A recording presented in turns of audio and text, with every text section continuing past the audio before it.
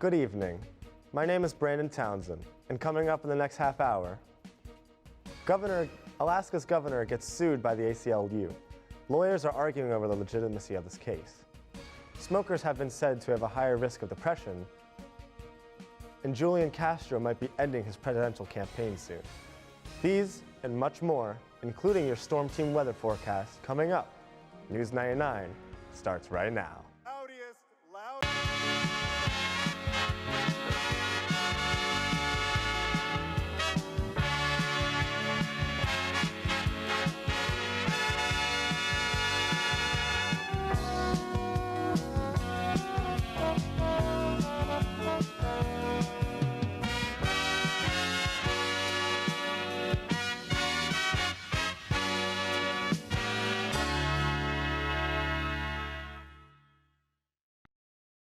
And I'm Sarah Burns.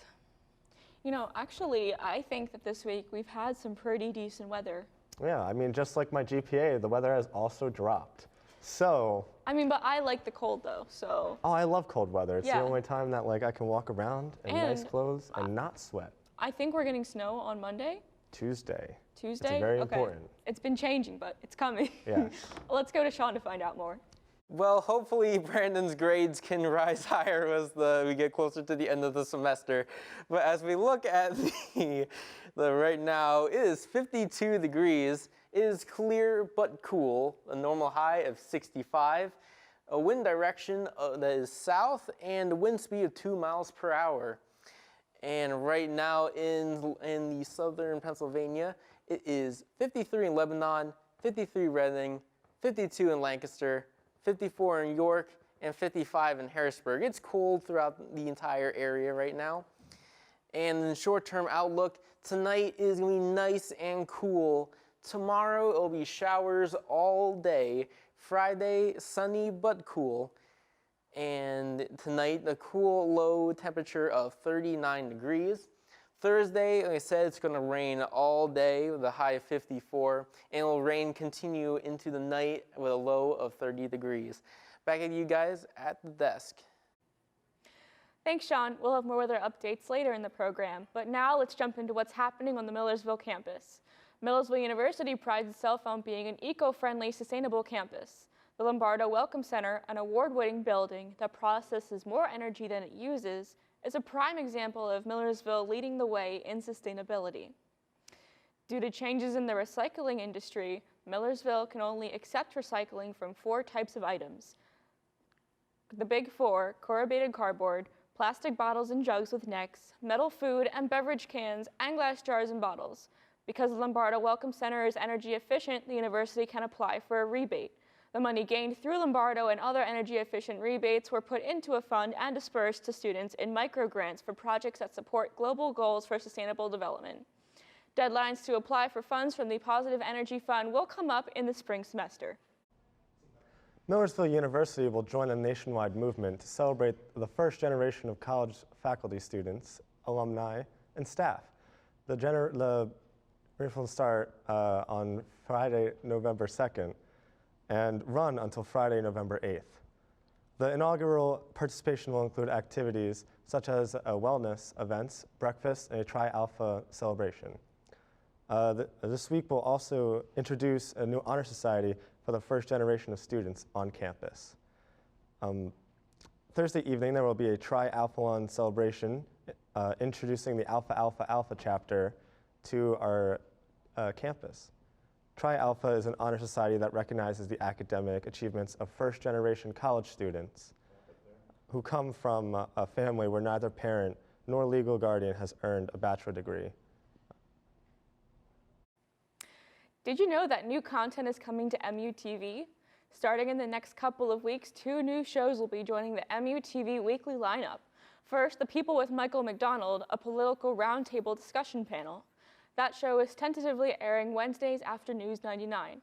The second is Plugged In, a geek news and culture show tentatively airing Thursday after Hollywood Headlines. We hope you tune in, tell us what you think, and bear with us as we make this transition. From all of us here at the station, thank you for watching. In local headlines, Michael Kaufman of Lititz has been accused of sexually and physically abusing juvenile victims at multiple locations in Southampton, Shippensburg, and Hopewell Township. State police say the incidents occurred between January 2011 and January 2017. He has several charges, including rape of a child, sexual assault, endangering the welfare of a child, simple assault, and harassment. He is currently being held in Cumberland County Prison in lieu of a $250,000 cash bail. A preliminary hearing is scheduled for November 18th. An Ephrata man, Michael T. Matthews, will serve 9 to 27 years in prison for felony aggravated arson regarding an incident that took place in May of 2018. When the police arrived at the home on the day of the fire, Matthews was at the front door and went inside and locked the door. Judge Margaret Miller said Matthews placed people in significant danger when he set fire to the home, then hid out in a closet, enforcing first responders to rescue him. Police say a female was also home when Matthews set it ablaze, but she escaped on her own. Detective Lockhart field changes which included aggravated arson, and risking a catastrophe. Anna Kennedy says statistics show 26% of children are struggling with some kind of mental illness. Kennedy, the executive director of Lancaster Orthopedic Health Foundation, said that there means to be several hundred children in Lancaster dealing with issues like depression, anxiety, and stress. The foundation announced that last Wednesday that it has awarded nearly $50,000 in grants to 4 organizations that help with mental health services for children. Most money awarded Wednesday will go to the Milagro House, which helps women and children. The Pennsylvania Turnpike says it plans to move ahead with a $129 million project in the next 2 years. Turnpike Chief Executive Officer Mark Compton said the goal is to have the system completely cashless by the fall of 2021. The system won't take cash after that point, but toll booths will still be at some exit ramps across the Commonwealth until 2026 to record E-ZPass signals or photograph license plates so bills can be mailed to drivers. That will continue until the agency finishes up installing 43 overhead gantries in 3 phases over the next 6 years. With the system completely cashless, Turnpike employment is expected to drop. Compton says jobs cannot be guaranteed after January of 2022, but for several years, workers whose jobs will be eliminated have been eligible for up to $5,000 a year in tuition credits to take classes, to learn other Turnpike or state jobs, or to study for a new career. That's all we have for now, but we come back. It's your latest national headlines. Stay tuned. News 99 will be right back.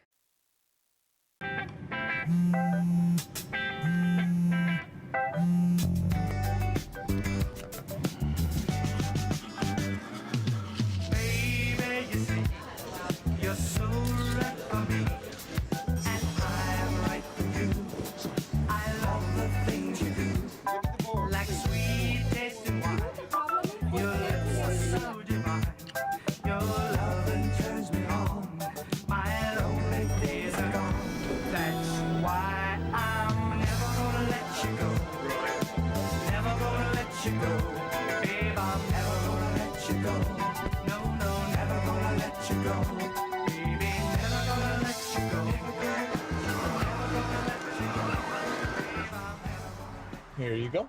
Thank you. Thank you.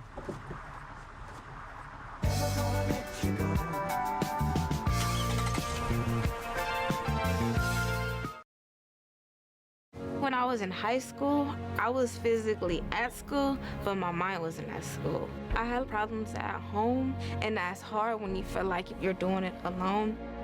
That's when I met Narnese, my mom, as I'll call her. She started helping me a little bit, like, Nia, I don't know what you're doing with your life, but your future is more important. She's my strength. Just being that support for those hard days and those hard nights, not giving up on me. Thank you to my mama. I wouldn't have did this if it wasn't for her. Today is for my mama and everybody who had my back. It takes a village to help somebody get their diploma. Some people think, well, maybe it's really not that big of a deal, but it really is. It changes your whole life.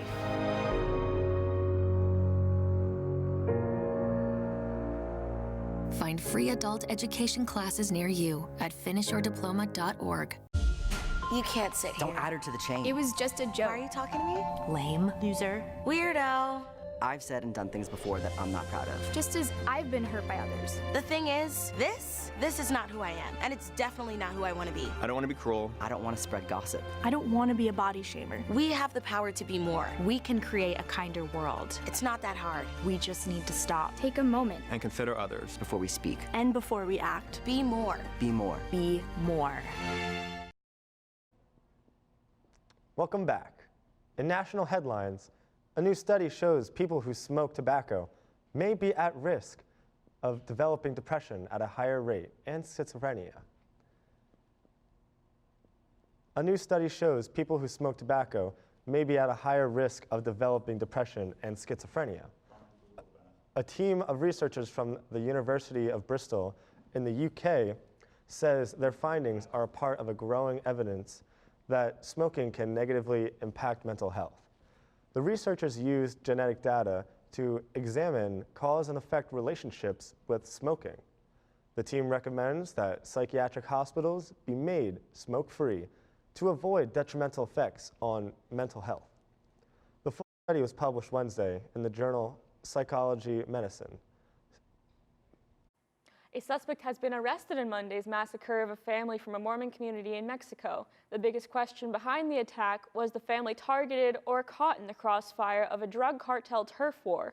Nadia Romero is in Tucson, Arizona, where 5 of the children who survived are being treated. None of my grandchildren made it out. It burnt to a crisp. And my daughter-in-law. A day after members of a Mormon family were gunned down in Mexico, authorities there say they have made an arrest. The Attorney General for the neighboring state of Chihuahua didn't disclose what the suspect's involvement might have been, but says a newly formed drug cartel could be behind the massacre. October of this year was the most violent month in modern Mexican history also, which means the level is rising, it's not descending.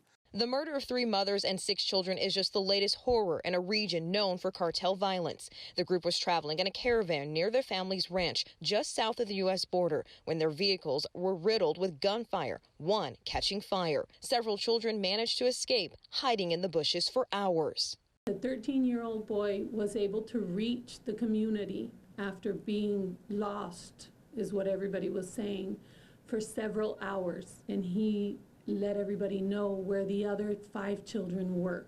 All 5 of them were injured. Those children are being treated at Arizona hospitals as the family grapples with what's next. November 9th will mark the 30th anniversary of the fall of the Berlin Wall. The wall enclosed West Berlin from 1961 to 1989 in an attempt to prevent East Germans from fleeing to the West. It became a symbol of East-West relations during the Cold War. The wall began as a border of a barbed wire fencing and evolved into a fortified concrete barrier with armed East German border guards. The wall between East and West Berlin was nearly 12 feet high and approximately 27 miles long.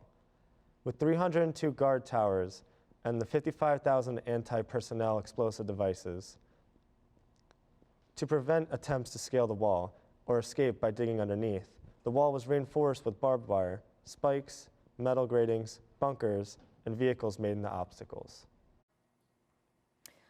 Alaska's governor gets sued by the ACLU, and now a Superior Court judge in Anchorage has to determine if a case that looks into the legitimacy of one of his vetoes should go on.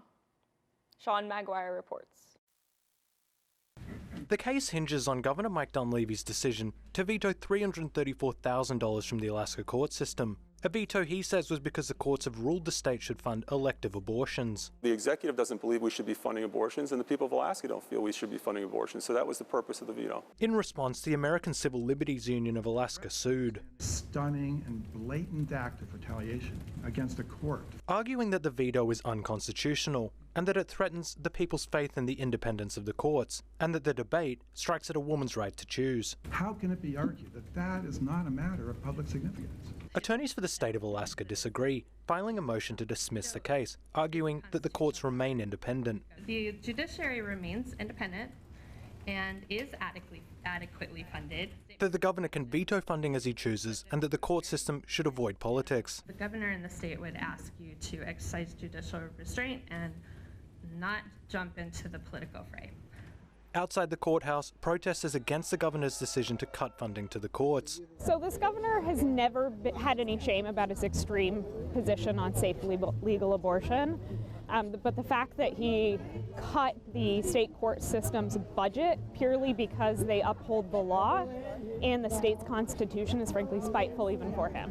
While some protested abortions and others supported the governor's decision. This does not stop free and safe legal abortions in the state of Alaska. We just don't feel that as we, the citizens of Alaska, and the government should pay for it.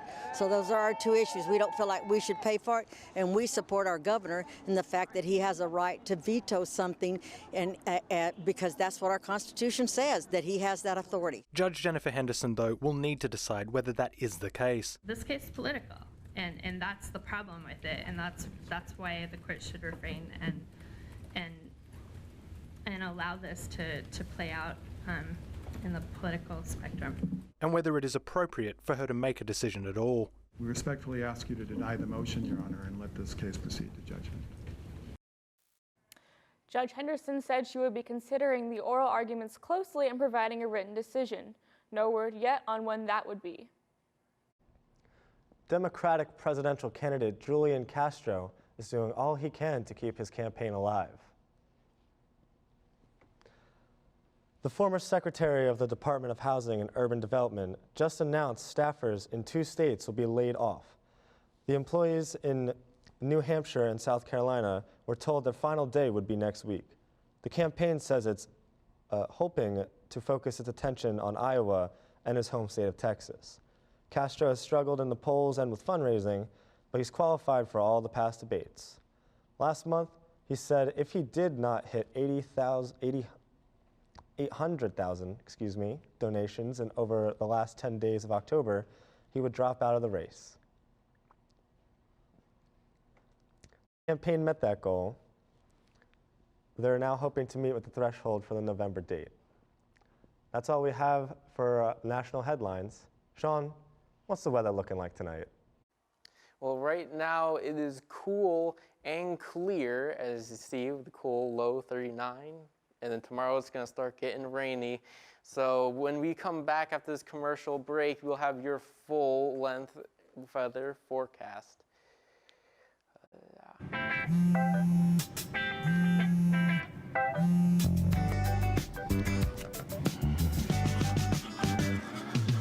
Baby, you see, you're so right for me, and I'm right for you.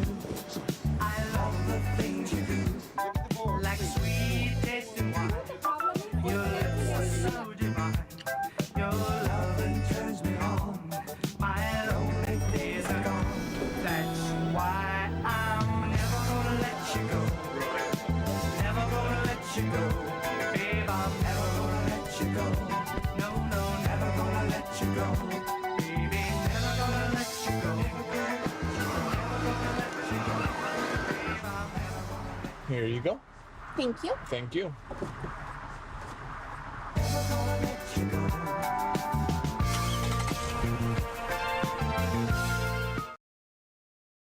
When I was in high school, I was physically at school, but my mind wasn't at school. I had problems at home, and that's hard when you feel like you're doing it alone.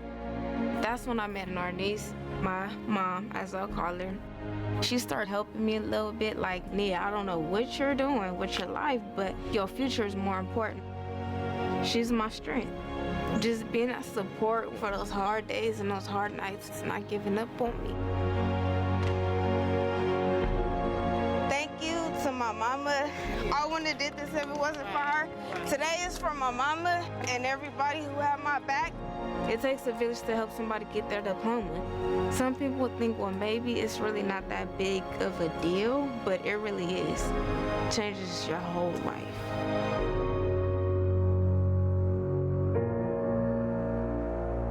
Find free adult education classes near you at finishyourdiploma.org. You can't sit Don't add her to the chain. It was just a joke. Why are you talking to me? Lame. Loser. Weirdo. I've said and done things before that I'm not proud of. Just as I've been hurt by others. The thing is, this is not who I am, and it's definitely not who I want to be. I don't want to be cruel. I don't want to spread gossip. I don't want to be a body shamer. We have the power to be more. We can create a kinder world. It's not that hard. We just need to stop. Take a moment. And consider others. Before we speak. And before we act. Be more. Be more. Be more. All right, now that it's cold outside, what is your opinion on putting up decorations? Ooh, very controversial, I see. Yeah.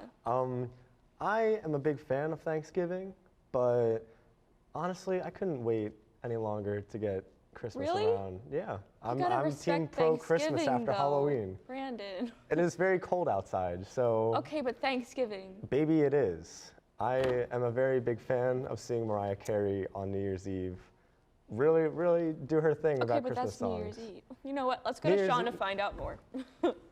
Well, in my opinion, I think we should be celebrating Thanksgiving first, then Christmas. But anyway, on with our weather forecast tonight. Of course, it's gonna be cool, low of 39. Then it's gonna start raining all of Thursday with a high of 54, and it's gonna still rain to the night with a low of 30. And then moving on today, right now, with the high temperatures, it's Lancaster, it's 52 degrees. 53 in Reading, 53 Lebanon, 54 in York, 55 in Harrisburg. Overall, it is very cool outside right now. Not too cool. Overnight, our lows are going to be 39 in Lancaster, 39 in Reading, and it's going to be 39 throughout southeastern Pennsylvania. Our satellite imagery right now, we have clouds forming right now over the Ohio River Valley, and will be coming over towards our way, which will bring in the rain that we'll get on Thursday. On Thursday, we will have, of course, our showers with a high of 55. And then Friday, it will be clear up. It will be 43 degrees, though, real cold. Then Saturday, it's going to be 45 degrees and sunny, and it should be clear. Moving on to our 7-day forecast. Sunday, it's going to be 56 degrees, and it will be warming up just a little bit. Monday, it will be cold, 54 degrees, more of the same. Tuesday is going to be 38 degrees, and yes, you're seeing that right. It's going to possibly snow that day. And then Wednesday, it will be 36 degrees, even colder, and it will be sunny again. Back to you guys at the desk. Thanks, Sean. When we return, we'll have what's going on in the world of politics. Stay tuned.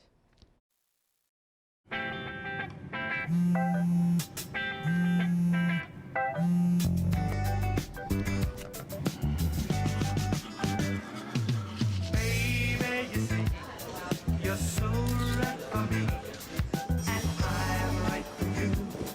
I love the things you do, like sweet tasting wine. Your lips are so divine. Your loving turns me on. My lonely days are gone. That's why I'm never gonna let you go. Never gonna let you go. Babe, I'm never gonna let you go. No, no, never gonna let you go. Baby, never gonna let you go. Never gonna let you go. Babe, I'm never gonna. Here you go. Thank you. Thank you.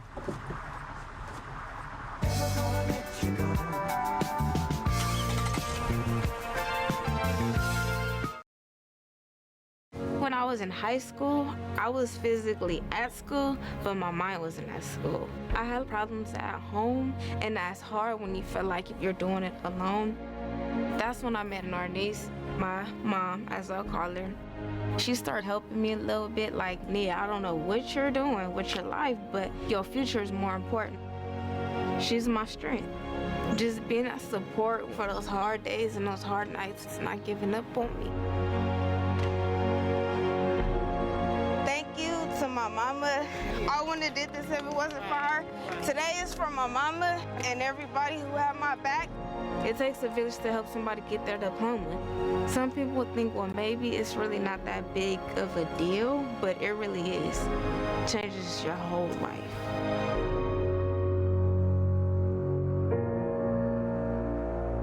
Find free adult education classes near you at finishyourdiploma.org. You can't sit here. Don't add her to the chain. It was just a joke. Why are you talking to me? Lame. Loser. Weirdo. I've said and done things before that I'm not proud of. Just as I've been hurt by others. The thing is, this is not who I am, and it's definitely not who I want to be. I don't want to be cruel. I don't want to spread gossip. I don't want to be a body shamer. We have the power to be more. We can create a kinder world. It's not that hard. We just need to stop. Take a moment. And consider others before we speak. And before we act. Be more. Be more. Be more. Welcome back to News 99. In celebration of his brand new show, Michael McDonald is here to discuss the world of politics. Mike, congrats on the new program and take it away. Thank you, guys.